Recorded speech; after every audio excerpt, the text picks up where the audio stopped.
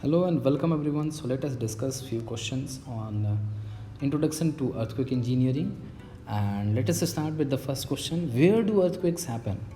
And it is very easy to understand that earthquake is always happening at all the places. It depends.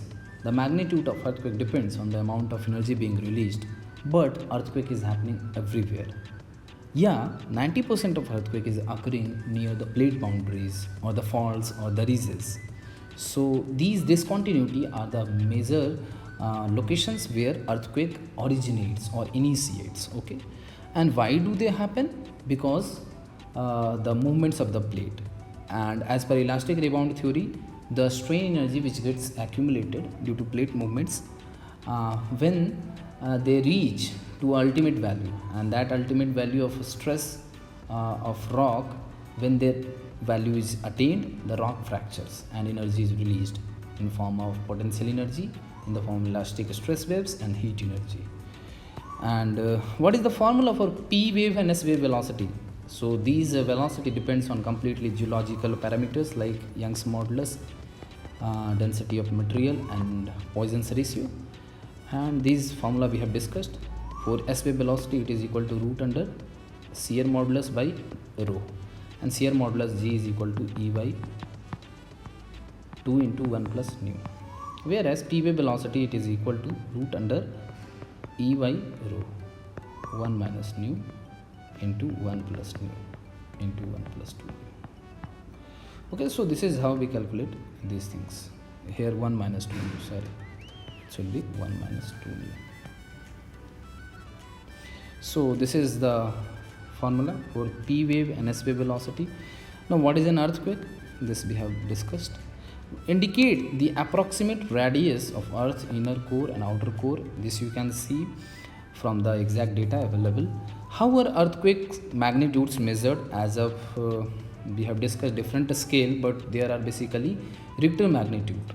As per the CF Richter, this scale is used to measure the magnitude of earthquake in the logarithmic to the base 10 format by taking the maximum amplitude displacement of the earthquake. Okay, and what is a fault? Fault is a discontinuity between two rock masses.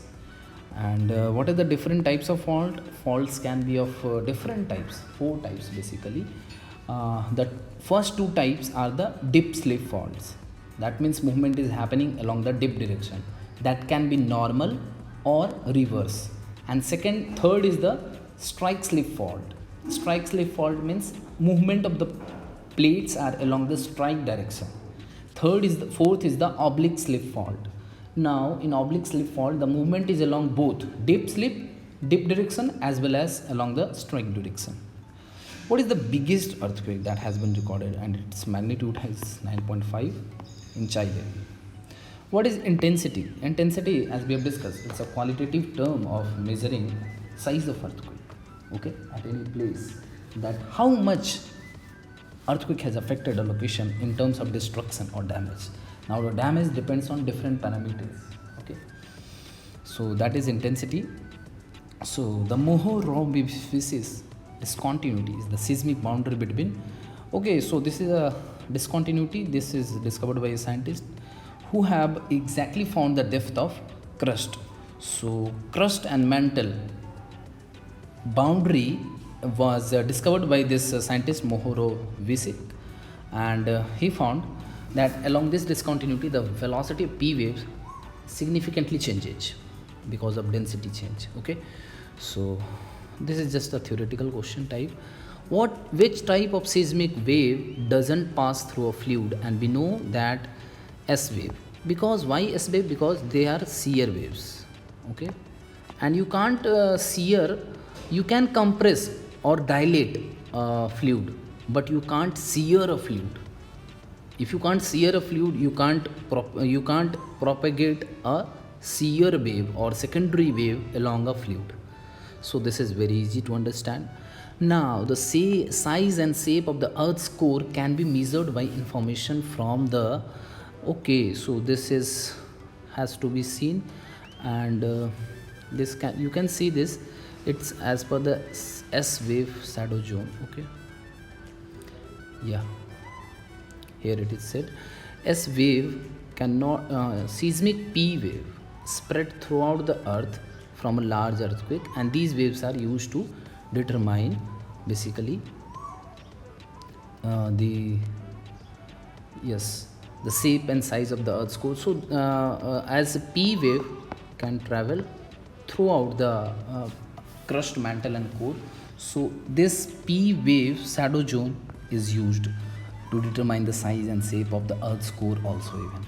Okay, similarly, part of the earth's core is believed to be liquid as indicated by information from the now this again is obtained from the S wave shadow, because S wave cannot pass through the core, so that shows that core is believed to be as liquid, because S wave is not able to pass through this core. So we can say that core must be composed of or constituted by some liquid material. Okay, so this is S wave shadow, whereas P wave shadow can pass through any layer, crust mantle, core, so they can be used to determine the size and shape of the earth's core also.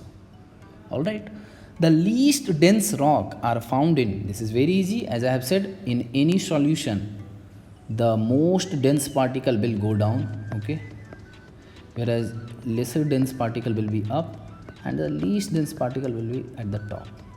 So at the top is the crust, and then mantle, and then core. Okay, so in the continental crust there are less dense rocks found. Now it says in the next question, at a recording station a difference in time of arrival between P waves and S waves was observed to be 1.5 second. Elapsed time is 1.5 second, and P wave velocity is 4 km per second, S wave velocity is 2 km per second. So what is the distance, approximate distance from the station at which the event has occurred from the hypocenter? So this question basically asking you to calculate hypocentral distance, and S is equal to what? As we have seen in that formula, that S is equal to T divided by 1 by Vs minus 1 by Vp, and T is equal to 1.5 second, and 1 by Vs, Vs is 2 km minus P wave is 1.4 km per second. So when you subtract this, you get 1.5 into 4 km. Okay, 6 km. Now during an earthquake, the maximum amplitude recorded by a site is 20 centimeter, maximum ground velocity recorded is 25 centimeter per second, and site was found to be 75 km away from the epicenter. Determine both the magnitude as well as the intensity. So this problem is solved here in detail, and you can see here the maximum amplitude is here 20 centimeter, and in micron you can write it as 0.2 into 10 to the power 6 micron amplitude. Delta distance is 75 kilometer, its unit is in kilometer, and amplitude has to be in micron. All right, and the maximum ground velocity is 25 centimeter per second. This will be used to calculate intensity. Okay, so the famous formula given by the Richter will be used to calculate the magnitude of earthquake, and M is equal to M naught. M naught is what? Log to the base 10 of maximum amplitude in micron.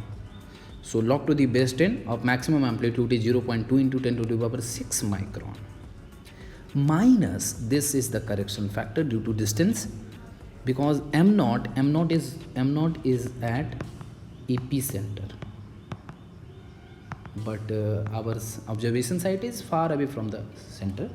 So we have to apply this correction factor, which is equal to 1.73 log to the base 10 of 100 by delta, and delta has to be distance in kilometer, and it is 75 kilometer, so we can get the magnitude is 5.1.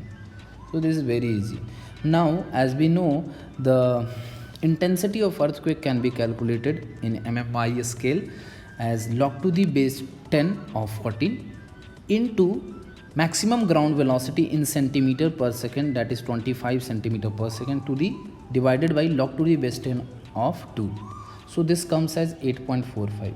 So you have to note that intensity is always a whole number, and it cannot be written as just like 8.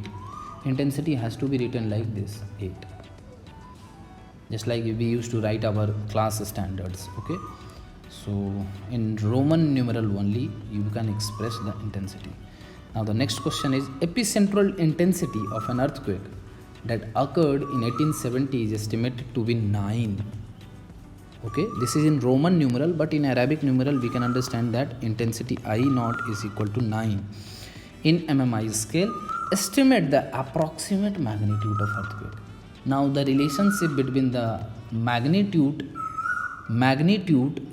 equivalent earthquake magnitude, and intensity of earthquake is given by this formula: 2 by 3 of I naught plus 1. I naught is equal to this 9, and it has to be written as 9 in Arabic numeral. So 2 by 3 of 9 plus 1 will be equal to 6 plus 1, it is equal to 7. So magnitude of equivalent earthquake magnitude is equal to 7. Now the next question, that is the last question, estimate the moment magnitude. Now this is another way of measuring the earthquake magnitude. Actually moment magnitude never saturates. It gives a linear relationship of earthquake magnitude and the amount of energy being released at a location. So moment magnitude of an event with rupture length is 100 kilometer. 100 kilometer is length, and rupture width is 45 kilometer, and slip of average fault slip D is equal to 3 meter. So basically we have to calculate the fault area. Fault area is equal to A is equal to L into B, and it is equal to 100 kilometer has to be expressed in meter, and 45 kilometer again it has to be expressed in meter. So this is our fault area. Okay, and this is our slip distance. Now this slip distance and fault area has to be multiplied with modulus of rigidity mu into A into D. This is equal to this is equal to seismic moment. Okay, seismic moment m naught. Seismic moment m naught is equal to mu into A into D. So the same thing is done here. Now this fault length is expressed in meter, fault width is expressed in meter, slip is expressed in meter. Seismic moment is now calculated. Mu is this much, this is L into B. Now this is distance, this comes as this. Now moment magnitude is 2 by 3 of log to the base 10 of seismic moment m naught. Okay, and this minus 9.1. okay, so log to the base 10 of m naught will be subtracted by 9.1 and then multiplied by 2 by 3, it gives us 6.8. So with this we complete our numericals based on introduction to earthquake engineering, and that completes our unit also. And with this we take a leave. Stay tuned and stay safe. Thank you very much.